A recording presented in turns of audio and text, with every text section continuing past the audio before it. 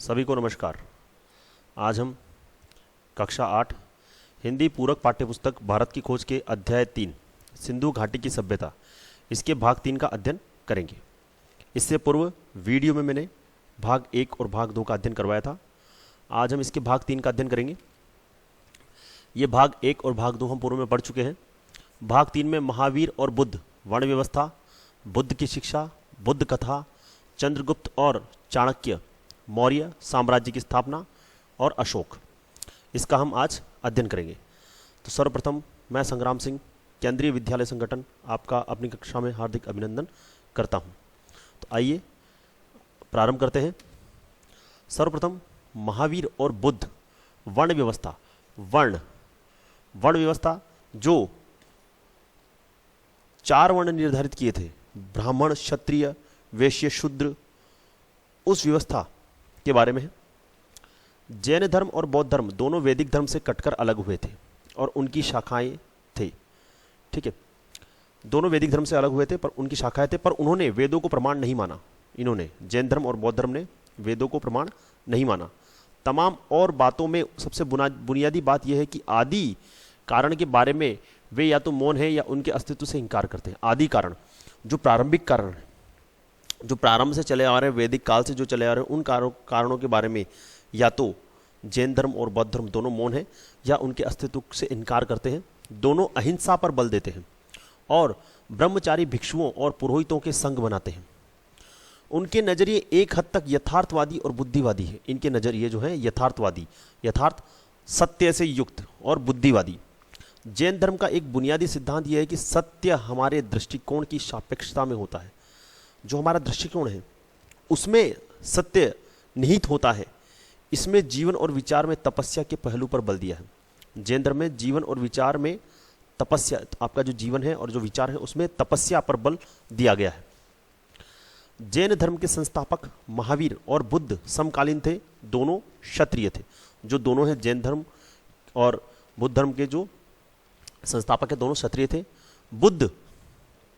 बुद्ध की मृत्यु ईस्वी पूर्व 544 में 80 वर्ष की आयु में हुई थी। किसकी? बुद्ध की। तभी से बौद्ध संवत, जो बौद्ध का कैलेंडर है, जो बौद्ध धर्म का कैलेंडर है, वो वहीं से स्टार्ट होता है। इतिहासकारों ने बाद की तारीख यानी ईस्वी पूर्व 487 दी। यह अजीब संयोग है कि मैं ये पंक्तियां बौद्ध संवत 2488 की पहली तारीख और बैसाखी पूर्णिमा के दिन लिख रहा हूं। ये कौन बोल रहा है? नेहरू जी। नेहरू जी बता रहे हैं कि ये बात मैं कब लिख रहा हूं? बौद्ध संवत, बौद्ध कैलेंडर के अनुसार 2488 ईस्वी सन में भी हमारा चल रहा है 2020 और ये बौद्ध धर्म का है 2488। इसकी बैसाखी पूर्णिमा के दिन लिख रहा हूँ। बौद्ध साहित्य में लिखा है कि बुद्ध का जन्म वैशाख मई जून के महीने में इसी पूर्णिमा के दिन हुआ था। इसी तिथि को उन्हें बोध प्राप्त हुआ था, ज्ञान प्राप्त हुआ था और अंत में उनका निर्वाण भी इसी तारीख को हुआ था, इसी तिथि को हुआ था। ठीक है, बैसाख पूर्णिमा को। ठीक है, बुद्ध में लोक प्रचलित धर्म, अंधविश्वास, कर्मकांड एवं पुरोहित प्रपंच तथा उनके साथ जुड़े हुए नीत स्वार्थों पर हमला करने का साहस था बुद्ध में। ठीक है, जो धर्म प्रचलित था, जो अंधविश्वास प्रचलित थे, जो कर्मकांड, पूजा पाठ, पुरोहित, पंडित, प्रपंच, इनमें जो जुड़े हुए स्वार्थ, जो मनुष्य अपने स्वार्थ के लिए जो अलग अलग धर्म बना रहा था, अलग अलग धर्म की बातें कर रहा था, जो अंधविश्वास की बातें फैला रहा था, जो पूजा पाठ कर रहा था, पूजा पाठ में विश्वास दिखा रहा था, उन सभी स्वार्थ पर हमला करने का साथ इस बुद्ध में था। उन्होंने आध्यात्मिक, धर्म, वैज्ञानिक नजरिए की तथा चमत्कारों, अलौकिक व्यापारों आदि की भी निंदा की। अध्यात्म की उन्होंने निंदा की, धर्म, वैज्ञानिक नजरिए की उन्होंने निंदा की। जो चमत्कार होते हैं कि धर्म में ये चमत्कार है, वो चमत्कार है, उनकी भी उन्होंने निंदा की। उनका आग्रह तर्क, विवेक और अनुभव पर था। बुद्ध ने कहा कि तर्क करो, विवेक का प्रयोग करो और अपने एक्सपीरियंस, अनुभव का प्रयोग करो।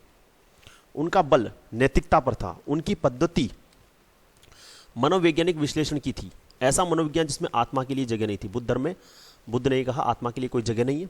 मनोवैज्ञानिक विश्लेषण, सत्यता की गहराई पर जाते हुए निष्कर्ष निकालना, खोजबीन करना, इस पर निर्भर थे। बुद्ध ने वर्ण व्यवस्था पर सीधा वार नहीं किया, लेकिन अपनी संघ व्यवस्था में उन्होंने इसे कोई स्थान भी नहीं दिया। जो वर्ण व्यवस्था थी, जो हिंदू धर्म में प्रचलित वर्ण व्यवस्था थी, उस पर सीधा उन्होंने आघात नहीं किया, वार नहीं किया, उसके बारे में बुरा भला उन्होंने नहीं बोला, परंतु उन्होंने अपने धर्म में इसको कोई स्थान नहीं दिया। यह विचित्र और महत्वपूर्ण बात है कि भारतीय इतिहास के लंबे दौर में पुरोहित प्रपंच और वर्ण व्यवस्था की कठोरता के विरुद्ध बड़े लोगों ने बार बार चेतावनी दी, फिर भी धीरे धीरे वर्ण व्यवस्था का विकास और विस्तार हुआ। देखो ये इसमें कहा गया है कि जो भारतीय इतिहास, उसमें जो पुरोहित, पंडित, प्रपंच, मंदिर व्यवस्था, धर्म व्यवस्था, अंधविश्वास वगैरह है, वर्ण व्यवस्था जो है उसकी कठोरता, इसकी जो कठोरता थी, इसके विरुद्ध बड़े बड़े लोगों ने चेतावनी दी, इसका विरोध किया, परंतु फिर भी इस वर्ण व्यवस्था के विकास को कोई रोक नहीं पाया, ये बढ़ती गई। इसने भारतीय जीवन के हर पहलू को अपने शिकंजे में जकड़ लिया। और ये जो वर्ण व्यवस्था है, जातिगत जो भेदभाव है, इसने पूरे समाज को अपने शिकंजे में जकड़ लिया। जात के विरोधियों के बहुत से अनुयायी हुए, पर समय के साथ उनके समुदाय की एक अलग जात बन गई। जो जाति के विरोधी थे वो जाति का विरोध करते थे, उनके बहुत अनुयायी भी बने, और फिर उन्हीं समुदाय की एक अलग जाति बन गई। जैन धर्म जो अपने मूल धर्म के विरोध में खड़ा हुआ था, जात के प्रति सहिष्णुता और खुद उसने अपने को उसके अनुरूप बना लिया था, इसलिए आज भी यह जिंदा है, जारी है। तो लगभग हिंदू धर्म की एक शाखा के रूप में कौन सा धर्म? जैन धर्म। बौद्ध धर्म ने जाति व्यवस्था को स्वीकार नहीं किया, वह अपने विचारों और दृष्टिकोण में ज्यादा स्वतंत्र था। अंततः वह भारत से बाहर निकल गया, जो कि यहाँ गोके लिखा, जो कि भारत और हिंदूवाद पर उसका गहरा प्रभाव पड़ा। देखो जैन धर्म जो क्या है, उसने तो जाति के प्रति वो सहिष्णु था, उसने कठोरता, विरोध इतना नहीं दिखाया, इसलिए वह आज भी भारत में जिंदा है और हिंदू धर्म की एक शाखा बनकर है जैन धर्म। परंतु बौद्ध धर्म ने इसको स्वीकार नहीं किया, जाति व्यवस्था को, और वह अपने विचारों और दृष्टिकोण के लिए स्वतंत्र रहा। उसने अपने विचार मानने के लिए स्वतंत्र था और वह भारत से बाहर निकल गया। ठीक है, अब आता है बुद्ध की शिक्षा। ठीक है, बुद्ध का संदेश उन भारतीयों के लिए बहुत नया और मौलिक था जो ब्रह्म ज्ञान की गुत्थियों में डूबे रहते थे। बुद्ध का संदेश जो ब्रह्म ज्ञान में डूबे रहते थे, ब्रह्म ज्ञान प्राप्ति के लिए डूबे रहते थे, ब्रह्म ज्ञान प्राप्ति में लगे रहते, उनके लिए, उन भारतीयों के लिए बुद्ध का संदेश एकदम नया था। बुद्ध ने अपने शिष्यों से कहा, सभी देशों में जाओ और इस धर्म का प्रचार करो। बुद्ध ने अपने सभी अनुयायियों को बोला कि पूरे विश्व में जाओ, घूमो और बुद्ध धर्म का प्रचार प्रसार करो। इस धर्म में सब जातियां आकर इस तरह मिल जाती है जैसे समुद्र में नदियां। और ये जो बुद्ध धर्म है, बौद्ध धर्म है, इसमें सारी जातियां, जितनी भी जातियां हैं, वो ऐसे आकर मिल गई जैसे समुद्र में नदियां मिलती हैं। उन्होंने सबके लिए करुणा और प्रेम का संदेश दिया। भगवान बुद्ध ने, महात्मा बुद्ध ने सभी जातियों के लिए करुणा का और प्रेम का संदेश दिया। इसी संसार में घृणा का अंत और घृणा से नहीं होता, घृणा का अंत प्रेम से होता है। क्योंकि उनका यह मानना था कि घृणा का अंत घृणा से नहीं होता, प्रेम से होता है। अतः मनुष्य को क्रोध पर दया से और बुराई पर भलाई से काबू पाना चाहिए। यह सदाचार और आत्मानुशासन का आदर्श था। ये सदाचार, अच्छे आचरण का और आत्मानुशासन, सेल्फ डिसिप्लिन का आदर्श था कि घृणा का अंत प्रेम से होगा। मनुष्य को क्रोध पर दया से और बुराई पर भलाई से काबू पाना चाहिए। युद्ध में भले ही कोई 1000 आदमियों पर विजय पा ले, पर जो अपने पर विजय पा लेता है, सच्चा विजेता वही होता है। जो खुद पर विजय पा लेता है, बौद्ध धर्म के अनुसार सच्चा विजेता वही होता है। मनुष्य की जाति जन्म से नहीं बल्कि केवल कर्म से तय होती है। और उन्होंने कहा मनुष्य की जो जाति हो जन्म से नहीं, केवल उनके कर्म से तय होती है। उन्होंने यह उपदेश न किसी धर्म के समर्थन के आधार पर और न किसी ईश्वरीय परलोक का हवाला देकर दिया। उन्होंने जितने भी अपने उपदेश दिए, किसी धर्म का उन्होंने समर्थन नहीं किया, और ईश्वर और परलोक, भगवान, इनका भी हवाला उन्होंने नहीं दिया। उन्होंने विवेक, तर्क और अनुभव का सहारा लिया और लोगों से कहा कि वे अपने भीतर सत्य की खोज करें। पूरी तरह ये जो बुद्ध धर्म था, ये सत्य पर निर्भर था कि अपने अंदर स्थित, मन के भीतर स्थित सत्य की खोज करें। सत्य की जानकारी का अभाव सभी दुखों का कारण है, और जब तक आप सत्य की पूरी तरह से जानकारी नहीं कर लेंगे, उसका आपको अभाव रहेगा, तब तक आप दुखी रहेंगे। ईश्वर या पर ब्रह्म का अस्तित्व है या नहीं, उन्होंने नहीं बताया। वे उसे न स्वीकार करते हैं और न इंकार। और ईश्वर का अस्तित्व, उसको वो स्वीकार भी नहीं करते, उससे मना भी नहीं करते। जहाँ जानकारी संभव नहीं है, वहाँ हमें निर्णय नहीं देना चाहिए। ठीक है, इसलिए हमें अपने आप को उन्हीं चीज़ों तक सीमित रखना चाहिए जिन्हें हम देख सकते हैं, जिनके बारे में हम निश्चित जानकारी हासिल कर सकते हैं। तो जिसके बारे में हमें पता नहीं है, हम उसके बारे में निर्णय भी नहीं दे सकते। तो ईश्वर है या नहीं है, इसके बारे में हमें कोई जानकारी नहीं है, तो हम इस पर अपना निर्णय नहीं दे सकते कि ईश्वर है या नहीं है। इसलिए हमें अपने आप को वहीं तक सीमित रखना चाहिए जिसे हम देख सकते हैं, जिसे हम महसूस कर सकते हैं, और जहाँ तक हमारी जानकारी हम उसके बारे में ही बोल सकते हैं। बुद्ध की पद्धति मनोवैज्ञानिक विश्लेषण की पद्धति थी और इस बात की जानकारी हैरत में डालने वाली है कि अधुनातन विज्ञानों के बारे में उनकी अंतर्दृष्टि कितनी गहरी थी। जीवन में वेदना और दुख पर बौद्ध धर्म में बहुत बल दिया गया है। जीवन में जो वेदना है, दुख है, उस पर बौद्ध धर्म में बहुत बल दिया गया है। बुद्ध ने जिन 4 आर्य सत्यों का निरूपण किया है उनका संबंध दुख का कारण, पहला है दुख का कारण, दुख के अंत की संभावना और उसे समाप्त करने के उपाय से। जो उन्होंने 4 आर्य सत्य दिए हैं उसमें उनका संबंध दुख का कारण कैसे है, दुख के अंत की संभावना है या नहीं है, और उस दुख को समाप्त करने के उपाय है। दुख की इस स्थिति के अंत में निर्वाण की प्राप्ति, निर्वाण मोक्ष की प्राप्ति है। बुद्ध का मार्ग मध्यम मार्ग था। यह अतिशय भोग और अतिशय तप के बीच का रास्ता था, भोग और तपस्या के बीच का रास्ता था। अपने शरीर को कष्ट देने के अनुभव के बाद उन्होंने कहा, जो व्यक्ति अपनी शक्ति खो देता है वह सही रास्ते पर नहीं बढ़ सकता। यह मध्यम मार्ग आर्यों का अष्टांग मार्ग था। सही विश्वास, सही आकांक्षाएं, सही वचन, सही आचरण, जीवन यापन का सही ढंग, सही प्रयास, सही विचार और सही आनंद, ये अष्टांग मार्ग है बौद्ध धर्म के। बुद्ध ने अपने शिष्यों को वही बातें बताई जो उनके विचार से वे लोग समझ सकते थे, उनके अनुसार आचरण कर सकते थे। कहा जाता है कि एक बार उन्होंने अपने हाथ से कुछ सूखी पत्तियां लेकर अपने प्रिय शिष्य आनंद से पूछा कि उनके हाथ में जो पत्तियां हैं उनके अलावा भी कोई है या नहीं। आनंद ने उत्तर दिया कि पतझड़ की पत्तियां सब तरफ गिर रही है और वे इतनी है कि उनकी गणना नहीं की जा सकती। तब बुद्ध ने कहा, इसी तरह मैंने तुम्हें मुट्ठी भर सत्य दिया है, किंतु इसके अलावा 1000 और सत्य ऐसे हैं जिनकी गणना नहीं की जा सकती। एक बार उन्होंने इस अपने शिष्यों से ये बातें बताई कि सूखी पत्तियां देकर शिष्य से पूछा कि सूखी पत्तियां जो तुम्हारे हाथ में है क्या यही है या और भी है? तो उसने बोला कि इस पत्तियों को गिनना असंभव है। तो बुद्ध ने कहा, जिस प्रकार पत्तियों को गिनना असंभव है उसी प्रकार जो मैं तुम्हें ज्ञान दे रहा हूं वो भी एक छोटा सा भाग है।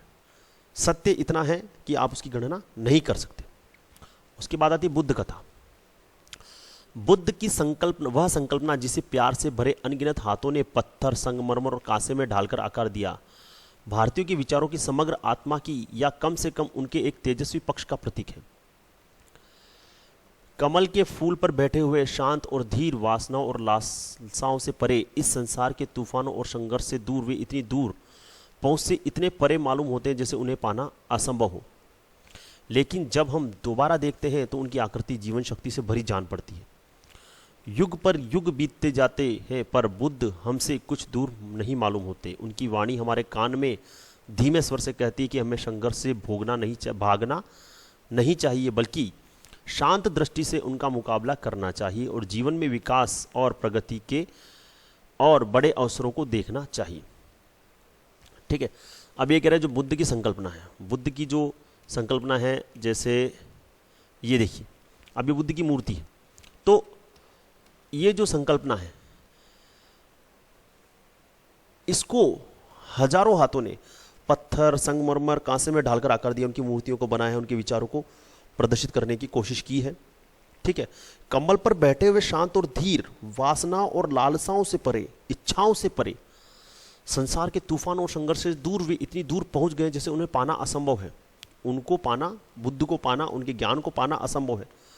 परंतु जब हम दोबारा उनको देखते हैं तो ऐसा लगता है कि वो हमसे दूर नहीं है।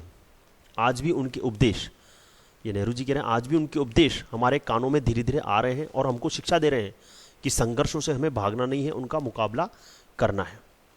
तो बुद्ध के बारे में सोचते हुए आज भी हम एक जीती जागती थरथराहट पैदा करने वाली अनुभूति से गुजरते हैं। उस राष्ट्र और जाति के पास निश्चय ही समझदारी और आंतरिक शक्ति की गहरी संचित निधि होगी जो ऐसे भव्य आदर्श को जन्म दे सकती है। ठीक है, ये भारत के बारे में बात हो रही है कि इस भारत के पास निश्चय ही एक गहरा खजाना है, संचित निधि है, जिन्होंने ऐसे व्यक्तित्व, ऐसे आदर्श को जन्म दिया, भगवान बुद्ध को, उनकी विचारधारा को। अब है चंद्रगुप्त और चाणक्य मौर्य साम्राज्य की स्थापना। भारत में बौद्ध धर्म का प्रचार धीरे धीरे हुआ। मूल रूप से यह क्षत्रिय आंदोलन था, शासक वर्ग और पुरोहितों के बीच संघर्ष का प्रतिनिधित्व करता था। पश्चिमोत्तर प्रदेश पर सिकंदर के आक्रमण से इस विकास को आगे बढ़ाने में विशेष मदद मिली। जो दो ऐसे विलक्षण व्यक्ति सामने आए जिन्होंने बदलती हुई परिस्थितियों का लाभ उठाते हुए अपनी मर्जी के मुताबिक ढाल लिया। ठीक है, ये बता रहा है कि जो बौद्ध धर्म है उसका प्रचार धीरे धीरे हुआ और ये राजा और पुरोहित पंडितों के बीच के संघर्ष का प्रतिनिधित्व करता है। उसी समय सिकंदर के आक्रमण से ये जो डेवलपमेंट हो रहा था, विकास हो रहा था, इसे विशेष मदद तो मिली, पर उसी समय दो ऐसे व्यक्ति सामने आए जिन्होंने परिस्थितियों का लाभ उठाया। वे दो कौन थे? चंद्रगुप्त मौर्य और उनके मित्र मंत्री और सलाहकार चाणक्य। चंद्रगुप्त मौर्य, चाणक्य, कौटिल्य जिन्होंने अर्थशास्त्र लिखा था, इन दोनों का मेल बहुत कारगर साबित हुआ। दोनों मगध के उस शक्तिशाली नंद साम्राज्य से निकाले गए थे जिसकी राजधानी पाटलिपुत्र आधुनिक पटना थी। ये दोनों कौन? चंद्रगुप्त मौर्य और चाणक्य कहां से निकाले गए थे? नंद वंश के साम्राज्य से। ठीक है, जिसकी राजधानी क्या थी? आधुनिक पटना, पाटलिपुत्र। दोनों पश्चिमोत्तर प्रदेश में तक्षशिला गए और उन यूनानियों के संपर्क में आए जिन्हें सिकंदर ने वहां नियुक्त किया था। चंद्रगुप्त की भेंट खुद सिकंदर से हुई थी। चंद्रगुप्त और चाणक्य ने राष्ट्रीयता का पुराना पर चिर नवीन नारा बुलंद करके राष्ट्रीयता करके विदेशी आक्रमणकारियों के विरुद्ध लोगों को उत्तेजित किया। उन्होंने क्या किया? चंद्रगुप्त चाणक्य ने लोगों के मन में राष्ट्र के प्रति प्रेम, राष्ट्रीयता का नारा बुलंद किया, राष्ट्रीयता की भावना उनमें विकसित की और उनको विदेशी आक्रमणकारियों के विरुद्ध भड़काया, उत्तेजित किया। यूनानी सेना को खड़े, इसको हम भड़काना नहीं बोल सकते, उत्तेजित किया मतलब उनको तैयार किया विदेशी आक्रमणकारियों को भगाने के लिए। यूनानी सेना को खदेड़कर तक्षशिला पर अधिकार कर लिया और उन्होंने यूनानी सेना को खदेड़ दिया और तक्षशिला पर अधिकार कर लिया। राष्ट्रीयता की पुकार सुनकर बहुत से लोग चंद्रगुप्त के साथ हो गए और उन्हें साथ लेकर चंद्रगुप्त पटना तक पहुंचे, पाटलिपुत्र तक। सिकंदर के मृत्यु के 2 ही वर्ष में उसने पाटलिपुत्र पर अधिकार करके मौर्य साम्राज्य की स्थापना की। किसने? चंद्रगुप्त ने। लिखित इतिहास में पहली बार एक विराट केंद्रीय राज्य की स्थापना हुई। पाटलिपुत्र इस महान साम्राज्य की राजधानी थी। किसकी? मौर्य साम्राज्य की। यह नया राज्य था कैसा? सौभाग्य से हमें इसका पूरा ब्यौरा मिलता है, भारतीय भी और यूनानी भी। ये जो नया राज्य था पाटलिपुत्र मौर्य साम्राज्य था, ये भारतीय भी था और यूनानी भी था। एक विवरण सिल्यूकस के राजदूत मेगस्थनीज ने छोड़ा है और दूसरा कौटिल्य का अर्थशास्त्र जो कहीं अधिक महत्वपूर्ण राजनीति शास्त्र है और उसी समय की रचना है। कौटिल्य चाणक्य का दूसरा नाम है, कौटिल्य जो है चाणक्य का दूसरा नाम है और उन्होंने जो अर्थशास्त्र लिखा था वह हर दृष्टि से बड़ा आदमी था, बुद्धिमानी में भी और कर्मठता में भी। इस युग के बारे में एक प्राचीन भारतीय नाटक है मुद्रा राक्षस। इस नाटक में चाणक्य की तस्वीर उभरती है। साहसी और षड्यंत्री, साहसी भी था, षड्यंत्रकारी भी था, अभिमानी भी था और प्रतिशोधी बदला लेने वाला, जो कभी ना अपना अपमान भूलता है और ना अपने लक्ष्य को ओझल होने देता है। चाणक्य की व्यक्तित्व इसमें प्रदर्शित किया गया है कि चाणक्य ऐसा आदमी था जो अपना अपमान भी नहीं भूलता था और उन्होंने जो लक्ष्य निर्धारित कर लिया उसको वो ओझल भी होने नहीं देता था, लक्ष्य से भटकता भी नहीं था। दुश्मन को धोखा देने और पराजित करने के लिए वह हर तरीके का इस्तेमाल करता था। चाणक्य वह साम्राज्य की बागडोर हाथ से संभाले रहता था और सम्राट के स्वामी की तरह नहीं बल्कि एक प्रिय शिष्य की तरह देखता। सम्राट को मतलब वो अपने जो उनका स्वामी था, कौन? चंद्रगुप्त मौर्य, उसको एक स्वामी की तरह, राजा की तरह नहीं बल्कि अपने शिष्य की तरह देखता था। अपने जीवन में वह सादा और तपस्वी है, ऊंचे पदों की शान शौकत से उसकी दिलचस्पी नहीं है। जब वह अपनी शपथ पूरी कर लेता है नंदवंश के विनाश की, उसने शपथ ली थी नंदवंश के विनाश की, और अपने उद्देश्य में सफल हो जाता है तो सेवानिवृत्त होकर चिंतन मनन का जीवन बिताना चाहता है। अपने लक्ष्य को पूरा करने के लिए शायद ही कोई ऐसी बात रही हो जिसे करने में चाणक्य को किसी प्रकार का संकोच होता। उसे अपने लक्ष्य को प्राप्त करने में किसी प्रकार का कोई संकोच नहीं था। जैसे उसने अपनी शपथ पूरी की वह सेवानिवृत्त होकर चिंतन मन का जीवन बिताना चाहता था। चाणक्य के अर्थशास्त्र में व्यापक स्तर पर अनेकानेक विषयों पर लिखा गया है। चाणक्य का जो अर्थशास्त्र है वो अनेक विषयों पर लिखा गया। उसमें शासन के सिद्धांत, व्यवहार के लगभग सभी पहलुओं का विचार किया गया है। इसमें चंद्रगुप्त की विराट सेना का विस्तार से वर्णन किया गया है। चाणक्य का कहना है कि केवल संख्या से कुछ नहीं होता, अनुशासन और उचित नेतृत्व के अभाव में वे बोझ बन जाते हैं।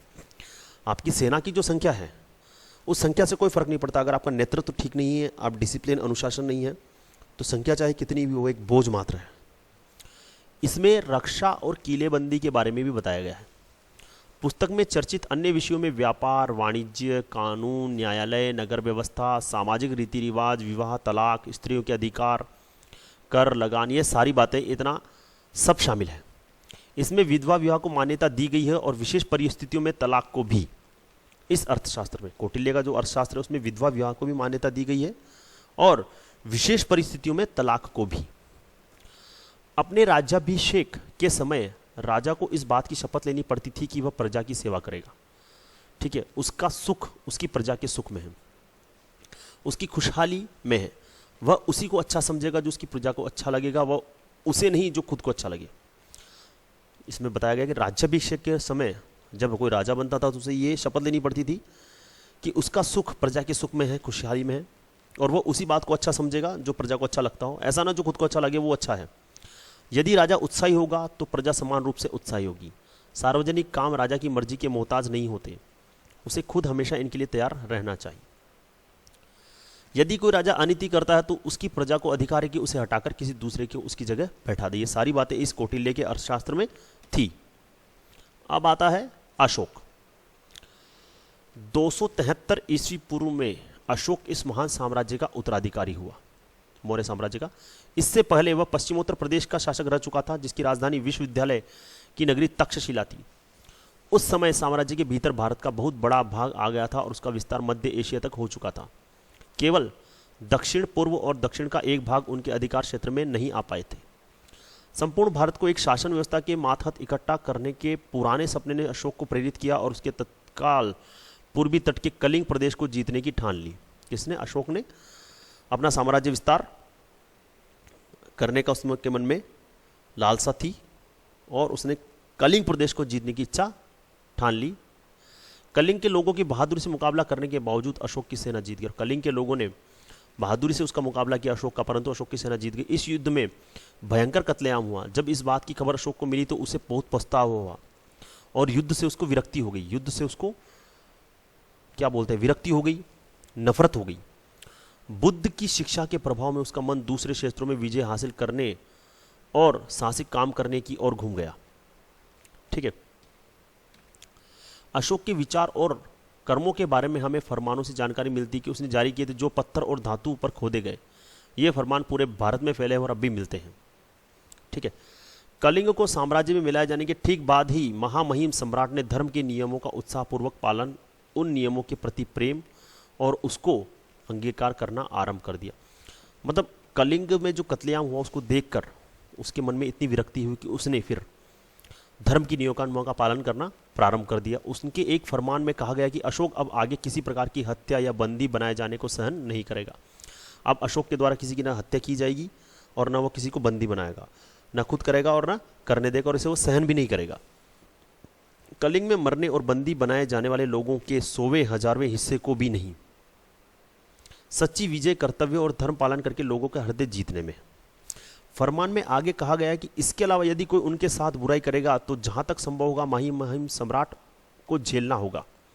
महामहिम सम्राट की यह आशंका है कि जीव मात्र की रक्षा हो, उनमें आत्मसंयम हो, मन की शांति और आनंद प्राप्त हो। और उसके अलावा उनके फरमान तो उसमें यह भी कहा गया कि अगर कोई उनका बुराई करता है तो वो भी सम्राट को झेलना होगा, वापस प्रत्युत्तर रिटर्न जवाब उसको नहीं देंगे। आत्मसंयम, पेशेंस, मन की शांति और आनंद प्राप्त हो। इस अद्भुत शासक ने, जिसे भारत आज भी भारत और एशिया के बहुत से दूसरे भागों में प्यार से याद किया जाता है, अशोक को अपने आप को बुद्ध की शिक्षा के प्रचार में, नेकी और सद्भाव के काम में तथा प्रजा के हित के लिए सार्वजनिक कार्यों के प्रति उसने समर्पित कर दिया। उसने ऐलान कर दिया था कि वह इनके लिए हमेशा तैयार है। हर स्थान पर और हर समय पर सरकारी कर्मचारी जनता के कार्यों में उसे बराबर सूचना देते रहे, चाहे जिस समय और जहां भी हो।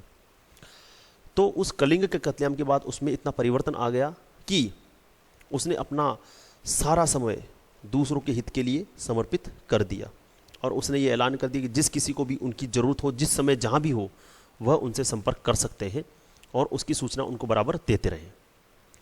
वह लोकहित के लिए अवश्य काम करेगा। खुद कट्टर बौद्ध धर्म होने पर भी उसने दूसरे धर्मों को बराबर आदर और महत्व दिया। किसने? अशोक ने।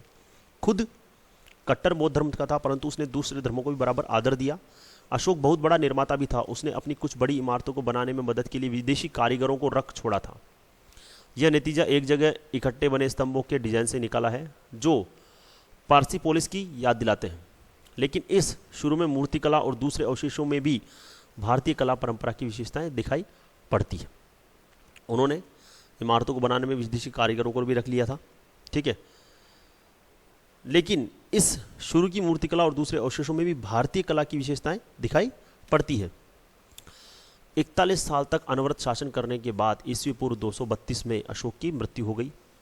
H.G. वेल्स ने अपनी आउटलाइन ऑफ हिस्ट्री में उनके बारे में लिखा है। आउटलाइन ऑफ हिस्ट्री में उनके बारे में लिखा है कि बादशाहों के दसियों हजारों नामों में जिनके इतिहास में पृष्ठ भरे हैं, जिनमें बड़े बड़े राजे, महाराजे, शहंशाह और नामी गिरामी शासक शामिल है, अशोक का नाम अकेला सितारे की तरह चमक रहा है।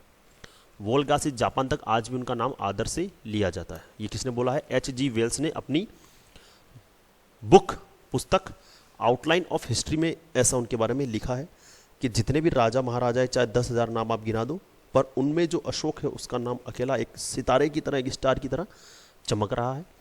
वोल्गा से जापान तक आज भी उनका नाम आदर से लिया जाता है। तो ये यहाँ पर सिंधु घाटी सभ्यता कक्षा 8 भारत की खोज पाठ्य पुस्तक का तृतीय अध्याय, इसका यहाँ पर समाप्ति होती है। इससे पूर्व वीडियो में हम इसके भाग 1 और भाग 2 का अध्ययन कर चुके थे। आज हमने यहाँ पर भाग 3 का अध्ययन किया है। आशा करता हूँ आपको मेरा वीडियो पसंद आया होगा। आज के लिए बस इतना ही। धन्यवाद। आपका दिन मंगलमय हो।